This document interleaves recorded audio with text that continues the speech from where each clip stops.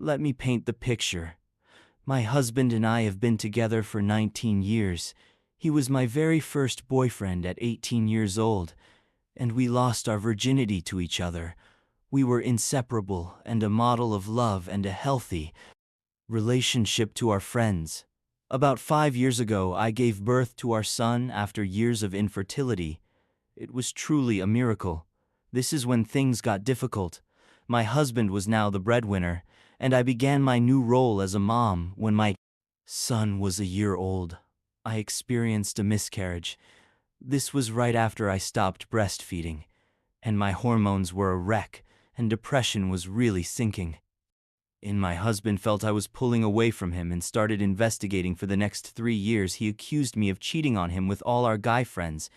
Then he thought I had a boyfriend. His thoughts morphed into thinking I worked as a worker, meeting with clients while others rested.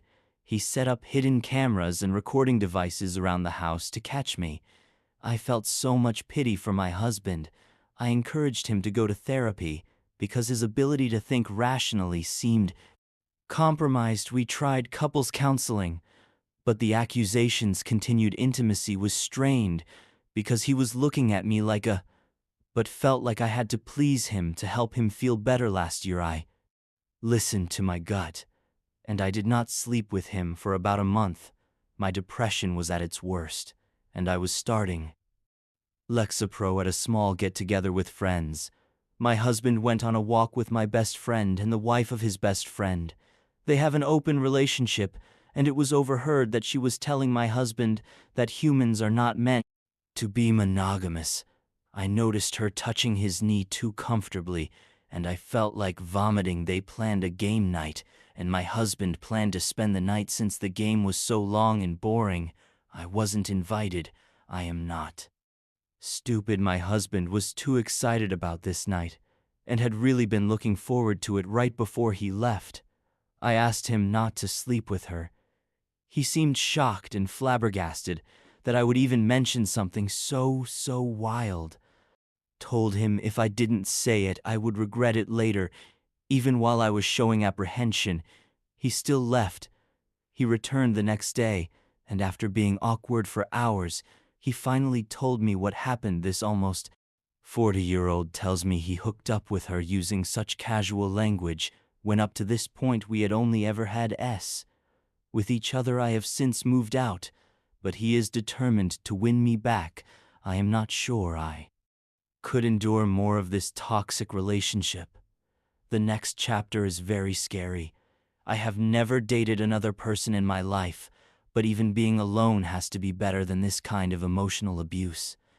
My parents want me to work it out with him. My friends are supportive of me and happy I finally left. Healing can be lonely and scary, but I am hoping for a better future for me and my son. Story number 2. Hubby slept with every woman except me. My soon-to-be ex-husband was a very attractive man, and I felt like the luckiest woman alive. On our first date when we married, we agreed that I would be making most of the money and doing most of the housework while he cooked me dinner and completed his bachelor's degree. At least, that was the plan. He flunked class after class because he refused to do the work and skipped class in favor of playing video games and complaining about how depressed he was. Pre-marriage he was charming and attentive. During our dates post-marriage, he was off in his own world, and getting him to agree to date night was like pulling teeth. The became infrequent after the honeymoon and stopped altogether after a year and a half. You see, he liked chubby girls, and at 120B, I literally wasn't enough for him.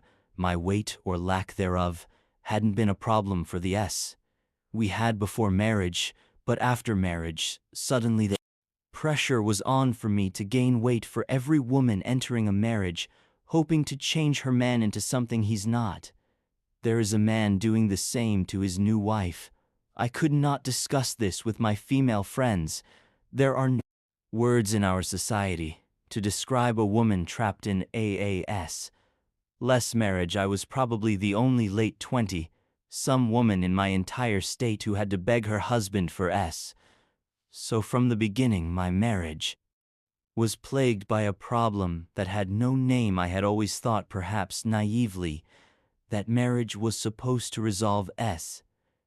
tension, not created. I did not get married to never have S. Again, the homemade dinners dropped from every day to once a week because he was depressed. He also stopped accompanying me family and social events. Again, I did not get married to show up alone to events, but I was patient. I convinced myself that his mental illness was the problem, not our marriage. I hid any pills that might be dangerous when he talked about committing suicide. I came home from work each day praying I would not find my husband dead when he said he was going to walk out our front door and not stop until he died. I blocked the door with my body and called 911. I ended up canceling the 911 call after I got him to promise me he would not hurt himself while I was at work. My handle on this forum comes from the fact that our life together was like a soap opera, an endless emotional roller coaster.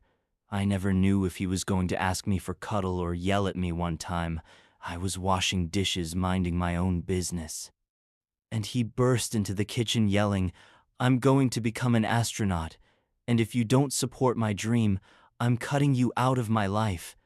He was 208 and still didn't have his bachelor's degree, so I was pretty sure being an astronaut was not in his future. But after that outburst, I didn't say anything. I finally convinced him to seek professional help. The worst behaviors were no longer present, but we never did regain the connection we had before we were married.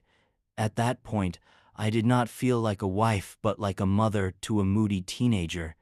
His mood swings went beyond just normal bipolar disorder. He didn't want a wife, he wanted a mother too. Substitute without parental authority, the fact that his own mother left him with relatives in a foreign country at the age of 14 might have had something to do with it. The end of my marriage did not come when I discovered the sexually explicit texts to one of his community college students. He had by this point found work as a part-time tutor. It did not come when a few months later he announced his intention to leave me for yet another woman, who ironically turned him down once he was free.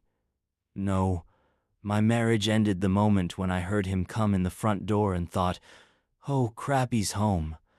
That moment came long before I had any inkling of his affairs. In a way, it was a relief to discover the texts, because it gave me an excuse for divorce. I had grown up in a traditional household where divorce was very much frowned upon, so much so that I forgave him and resolved to work on our marriage after I confronted him about the texts. Ultimately, he left me for the other woman. So there it is. I supported this man financially and emotionally for years, only to have him turn on me when he thought the grass was greener on the other side. Even asked me to buy him a flat-screen TV as a parting gift before you could say gold digger. I told him my parting gift to him was not emulating Lorena Bobbitt after I found out about the cheating. He also asked me if I would mind vacating the condo whose bills I paid solely out of my own money whenever he wanted romantic evenings with his mistress. I told him to boil his head, take a long walk off a short pier, and then go of himself. Some people's heads are so far up their own A's. Slowly, my self-respect was returning.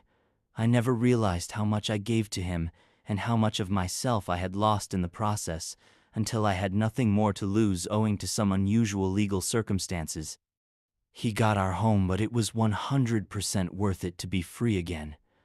My traditional upbringing failed me utterly when this COVID-19 business is over. I intend to stick to escorts.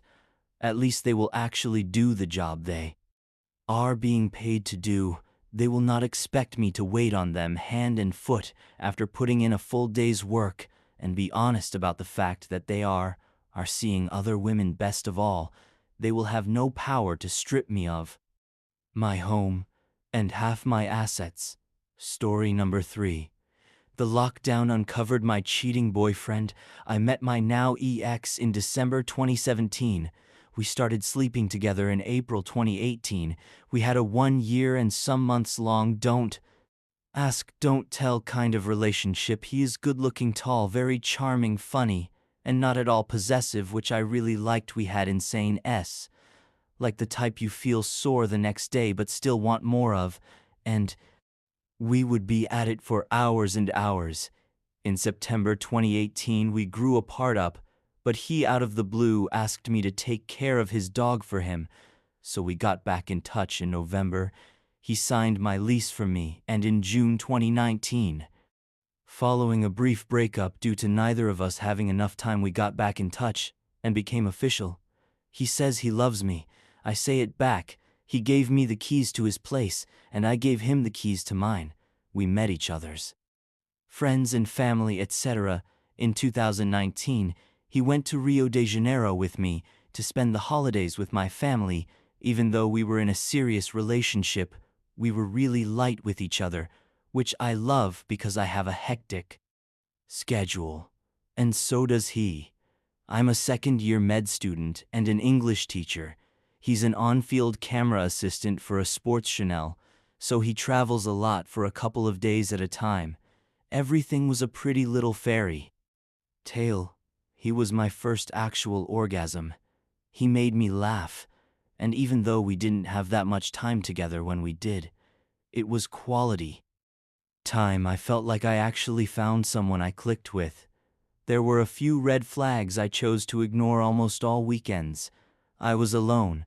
I always had to adapt to his timetable. Fights or disagreements always ended in not actually talking over the problem. He always threatened to take the dog when we fought. I'm not exaggerating when I say always. In past relationships, I was quite insecure and a tad possessive. We banged 24 hours, and I felt like we understood each other. He treated me like a princess, not money-wise, and his confidence made me feel really secure and confident. In December 2019, I took him to Rio to spend the holidays with my family. In January, we returned, and things were fine. But in the last week, things went downhill. He started working a lot, and so did I. Plus, I had 2 very important finals, so we had very, very little time together, which basically meant we were having less which was very important in our relationship. He started treating me like crap, which he never did. We used to send a lot of nudes to each other. He started accusing me that I probably sent them to other guys, and making jokes that I used to be hotter. He was distant, and with lower drive than usual. I talked to him, and he said he was just tired due to work and the hot weather. My naive self chose to believe him, but when things didn't get any better, I talked to him again. Same excuse. I was Yuli frustrated and upset, but still tried to believe and understand him. Then on the 24th of February, something happened. I asked if I could message my friend through his phone to arrange something with a classmate, and before handing me the phone, he deleted and blocked someone's chat in front of me. I saw the photo and her name. I asked why he did that, and he answered by screaming, "Stop being crazy, you are insane. Why are you even looking at my phone?" I was shocked because even though he's tormental, he never ever reacts like that, not with me. So I just shut up and decided for the sake of my finals, I'd ignore it. But it crushed me. Since the beginning of February 2020, things haven't been okay, and I really wasn't okay after seeing he deleted messages and was acting weird since he refused to talk about it. For my own sanity, I decided to break up for good. So on March 7th, he came over after a 4-day trip, and I talked to him. He said no to the breakup. He said we were both just busy and stressed, and that he loved me, and we could fix things. I was happy. I thought he would want to break up, so I decided to try. But things didn't change. He did start treating me all mushy, but there was just something off. So here is where I go psycho. I looked up the girl on Instagram and decided I'll message her. I find her, and as soon as I see her, I feel a tad better. There was no way he could be having anything with this girl. She was short, somewhat chubby and square. Not super ugly, but above all, a hardcore feminist. All of these he openly really dislikes. On the 16th of March, I messaged her from an anonymous account saying I was his ex and that all I wanted was closure. I did this because I wasn't 100% sure he had cheated, and I was scared she would tell him and he'd react badly.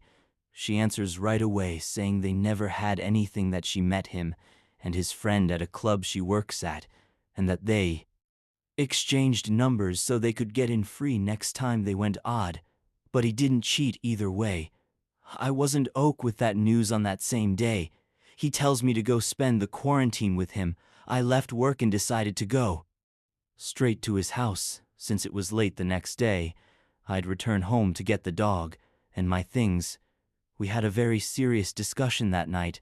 I felt guilty about writing the girl, and I wanted to tell him, but I didn't. What I did tell him was that I needed space to think about whether what we had was really what I wanted, and that we should take advantage of the quarantine to do so. He held me and told me that he wanted me, that he was sorry he had been distant, but that we were okay, and I just needed to breathe.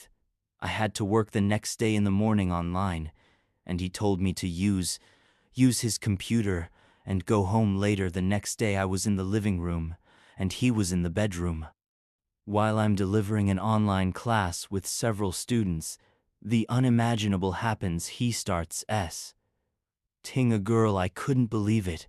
I opened the window of what I thought was a messenger, and there were at least 3 other chats with other women. One of them on the 8th of March. I felt sick and started shaking. I instantly thought I'd end the class and confront him. Then all of a sudden he came out of the room. I froze. He kissed my forehead and whispers in my ear that he wants to me when I'm done working. That's when I realized that confronting him would be pointless. He was a pathological liar and wanted everything, the girlfriend and 2 side chicks. So I delivered 3 more hours of class, and when I was done and while he was in the shower, I collected everything that was mine in the apartment and wrote a note talk to our friend in common to get the dog cowered and left. I got home and showered, and soon after that he arrived asking me with the coldest face on what he had done. I told him I knew he had lied and cheated on me. He swore on the dog's life he hadn't. This went on for an hour. He fake cried, held onto my legs and said he would die, etc. I was shocked. He was the super proud, cold type, never in a gazillion years did I think he'd have this reaction. He kept on insisting he didn't know what he had done to deserve this. So I finally said I had seen the messages and I wanted him and our dog out of my house.